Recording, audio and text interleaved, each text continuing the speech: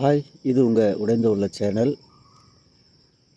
நான் காலையில் ஜெபிக்கும் பொழுது கர்த்தர் ஒரு வசனத்தை எனக்கு ஞாபகப்படுத்தினார். என்ன வசனம் அப்படின்னா, யோவான் 14ஆம் அதிகாரம் 14வது வசனத்தில், என் நாமத்தினாலே நீங்கள் எதை கேட்டாலும் அதை நான் தருவேன் என்ற வசனத்தை எனக்கு ஞாபகப்படுத்தினார்.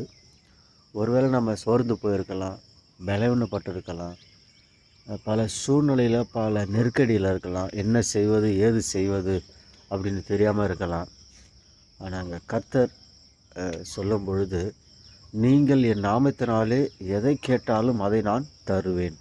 அது சுகமாக இருக்கலாம், பலனாக இருக்கலாம், மற்ற சூழ்நிலைகளாக இருக்கலாம். நிச்சயமாக நீங்கள் கர்த்தரிடத்தில் கேட்டு பாருங்கள். அவர் செய்கிறவராக இருக்கிறார், அவர் நன்மை செய்கிறவராக இருக்கிறார். எந்த விதத்தில் நம்ம சோர்ந்து போக வேண்டாம். ஆமென்.